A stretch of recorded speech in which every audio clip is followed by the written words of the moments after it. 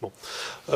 Bonsoir, je m'appelle Marc Laval, moi je travaille chez Amadeus dans une équipe qui s'occupe des frameworks web pour Amadeus et je suis aussi un contributeur à Angular et donc aujourd'hui, ce soir, je vais vous parler de ce qu'on fait chez Amadeus autour d'Angular, comment on s'est impliqué dans ce framework, et vous donner un peu de retour aussi sur l'expérience qu'on a de son utilisation. Donc, pour vous donner un peu de contexte, donc chez Amadeus, on aime les frameworks web, on aime les applications web. Ça fait depuis plus de 10 ans, on essaye de convertir au maximum toutes nos applications en applications web quand on peut. On a des centaines de développeurs web globalement et on fait toutes sortes d'applications, des applications e-commerce, des applications mobiles, des énormes applications pour des professionnels comme des agents de voyage, des interfaces d'administration, des outils internes, à peu près tout ce qui est possible de faire.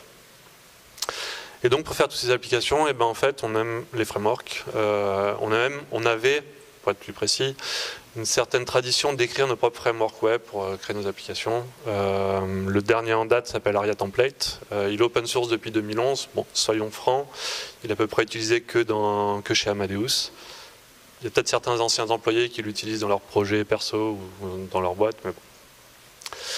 Donc je disais, on avait cette tradition puisque depuis 2014, on a vraiment adopté Angular JS et maintenant, depuis septembre, Angular. Je vais en profiter pour vous rappeler cette petite définition. Donc on appelle Angular JS la première version d'Angular, donc la version 1. quelque chose, qui est toujours maintenue.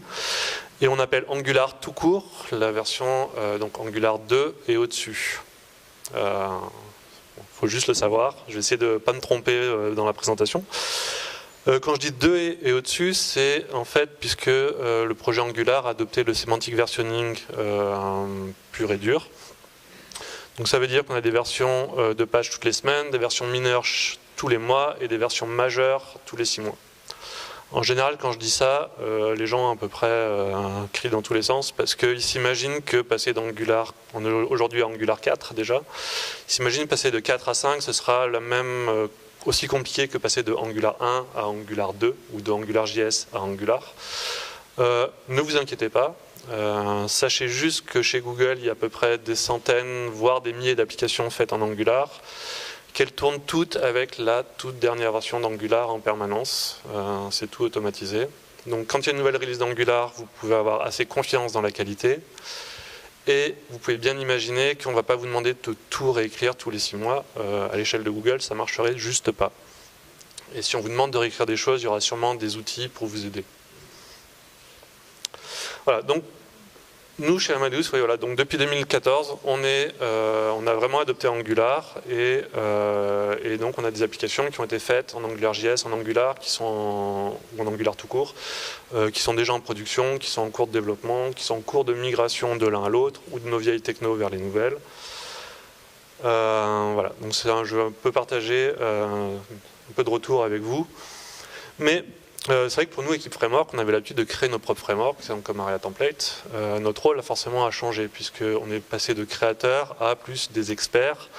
On est là pour donc être des experts, donner du support aux différents produits, aux différents projets dans Amadeus, sur leur architecture, sur leurs problèmes essentiellement de performance, sur les meilleures librairies à utiliser, sur comment, je sais pas, vraiment les aider, les accompagner dans leur application, dans leur projet.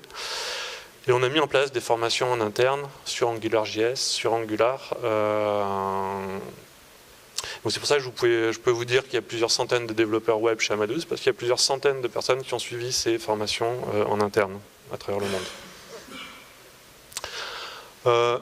Mais c'est vrai qu'être expert, c'est bien, mais on est quand même des créateurs de framework à la base dans l'équipe, et donc il nous manque un petit peu quelque chose là. Alors, je vous parlais de 2014 tout à l'heure. Est-ce que vous savez ce qui s'est passé le 22 et le 23 octobre à Paris en 2014 ? Bon, c'est pas évident. Il faut vraiment suivre les choses. C'était une conférence qui s'appelle NG Europe, qui donc se tient lieu, une grosse conférence qui parle que d'Angular à Paris.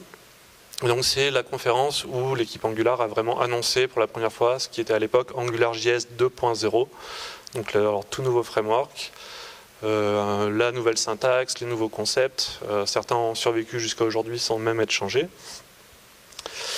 Et juste avant, et donc ils ont publié le code sur GitHub, et donc nous on a commencé à regarder ce qu'ils faisaient, on a essayé de commencer à contribuer, et donc là vous pouvez voir un exemple d'une des premières pull requests qu'on a envoyées, qui était d'implémenter ngIf pour Angular. Donc si ceux qui font du Angular aujourd'hui connaissent très certainement ngIf, eh ben on peut dire que c'est Amadeus qui l'a fait. Bon, c'est un peu... Évidemment je me suis fait chambrer parce qu'il n'y avait pas de ngElse, bon voilà, mais c'était beaucoup plus compliqué à faire. Mais on n'en est pas resté là en fait. À cette même conférence NG Europe, il y avait quelqu'un qui faisait, parmi toutes les présentations, il y avait quelqu'un qui s'appelle Pavel, qui travaille chez Amadeus depuis des années, et qui était là-bas pour présenter son projet. Et en fait, lui, il s'est vraiment investi à fond dans Angular depuis le début, à titre personnel. Et il est devenu un expert, le genre d'expert qui va parler dans ce genre de conférences, qui écrit un livre sur Angular. Et donc on s'est dit, tiens, grâce à Pavel, pourquoi pas essayer de vraiment s'impliquer dans Angular profondément, et d'essayer de travailler avec les gens de chez Google. Et c'est grâce à lui et à beaucoup de travail, c'est ce qu'on a réussi à faire. Et donc depuis 2 ans, on travaille vraiment officiellement, on contribue officiellement à Angular. Voilà. Donc on a vraiment mis les mains dans le cambouis ces dernières années, on a travaillé sur différents sujets.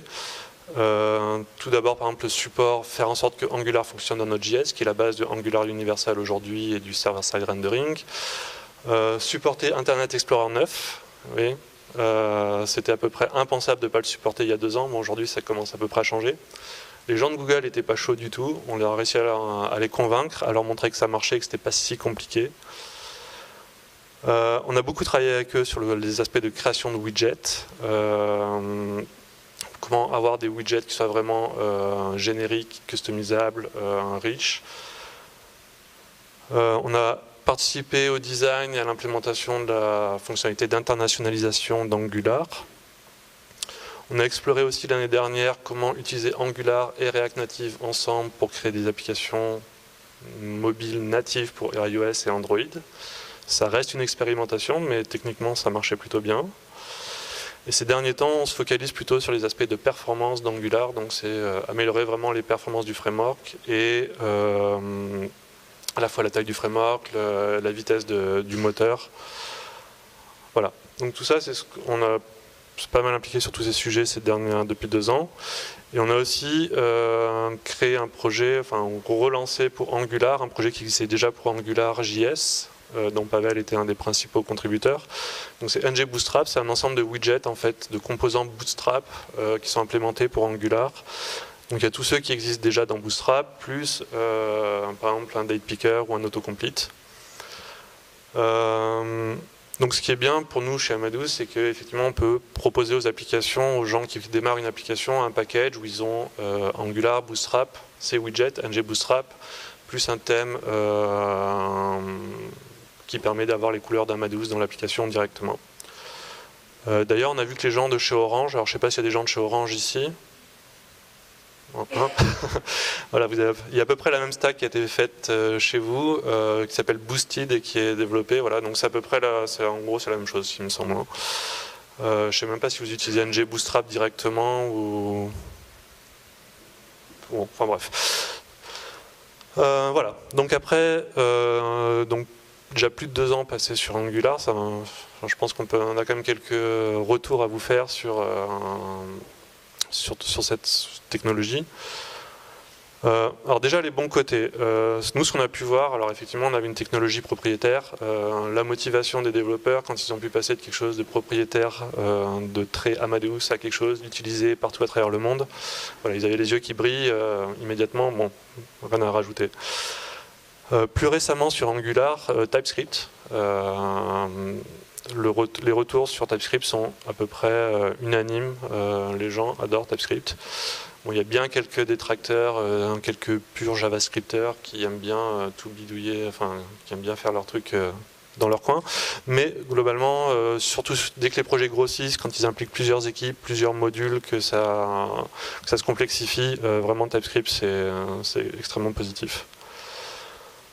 Donc effectivement, surtout quand on vient d'Aria Template et des technopropriétaires, ça l'a adopté Angular, TypeScript, toutes les dernières versions d'ECMAScript, Webpack et tous les outils de la communauté. Bon ben, c'est juste être sur les standards, donc c'est extrêmement positif aussi. L'interface de la ligne de commande, interface de ligne de commande d'Angular, les outils, que ce soit pour écrire des tests, pour formater le code, pour mesurer la qualité, le code coverage des tests, etc., etc. Enfin, voilà, donc ça c'est forcément extrêmement positif et ça aide beaucoup les projets. Donc globalement c'est tout l'écosystème Angular, toute la communauté.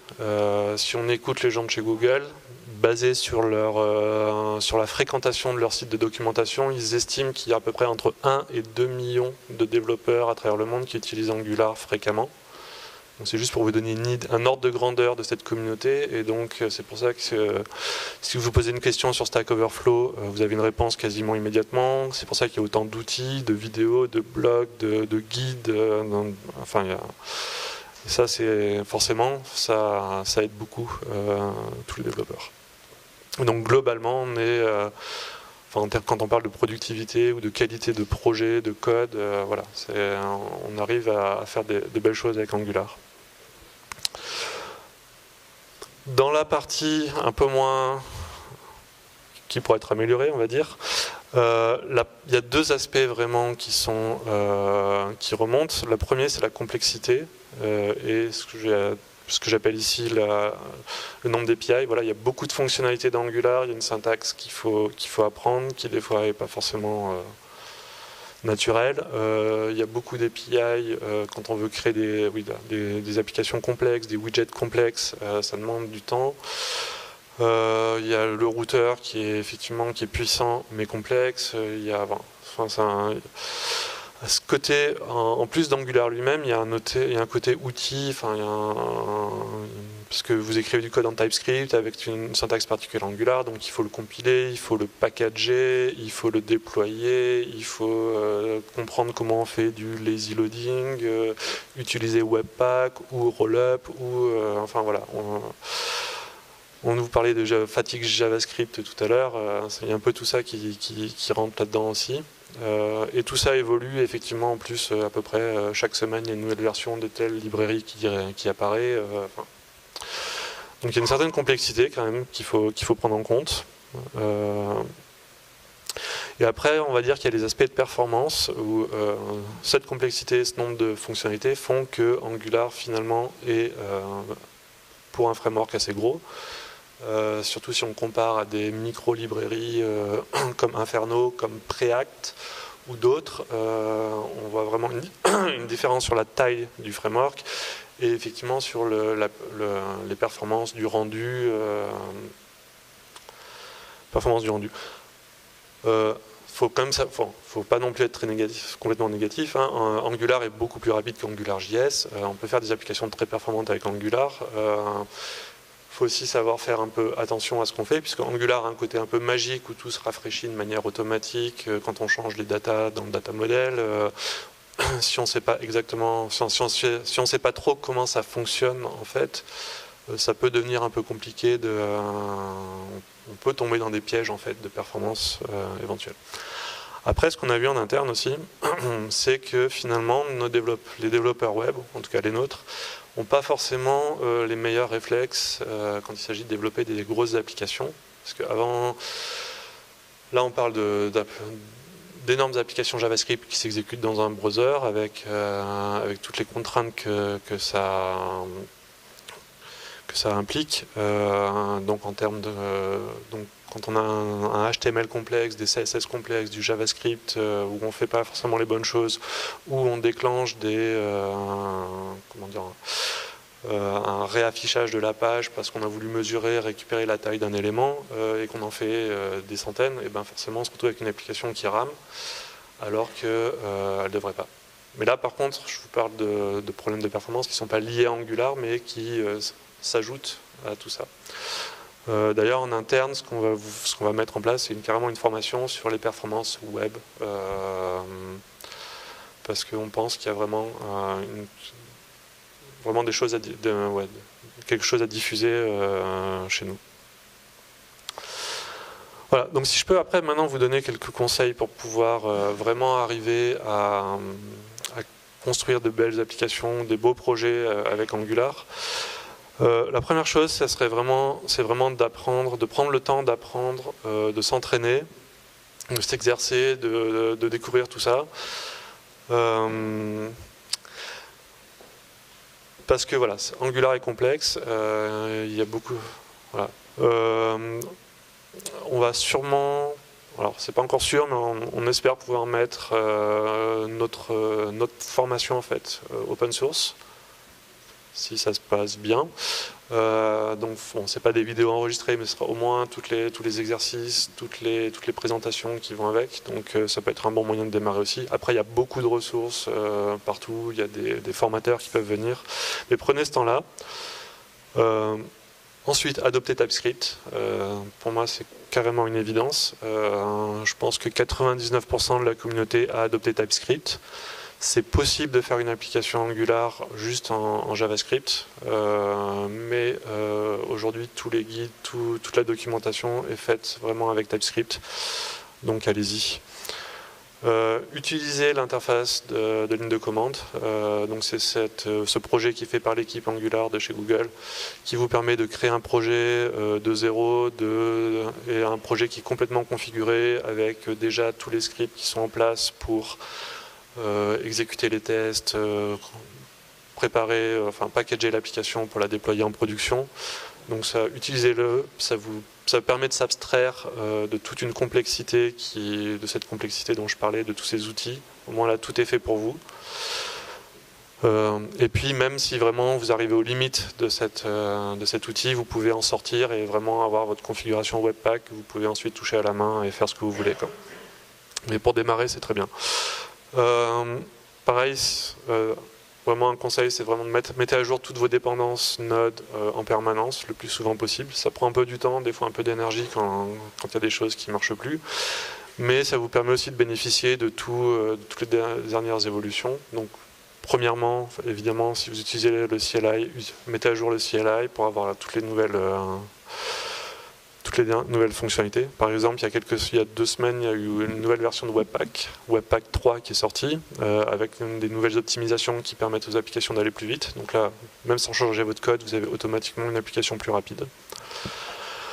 Si vous changez beaucoup de choses souvent, évidemment, écrivez des tests. Ça me paraît, j'espère que c'est évident pour tout le monde. Des fois, on ne prend pas le temps parce qu'il faut aller vite pour implémenter, mais des tests unitaires, des tests d'intégration, il y a tous les outils qui existent, que ce soit Protractor, que ce soit Karma, Mocha, etc., etc.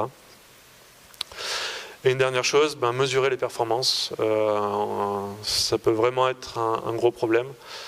Quand je dis mesurer les performances, faites-le dès le début, parce que si vous passez des mois et des mois à implémenter des fonctionnalités en se disant on optimisera à la fin, ça ne marchera pas. Clairement, ça sera pas une commande.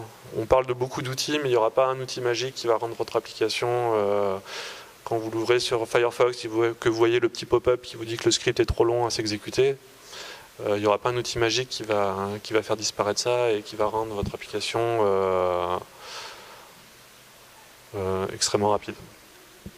Donc pour les performances, il y a des outils qui existent.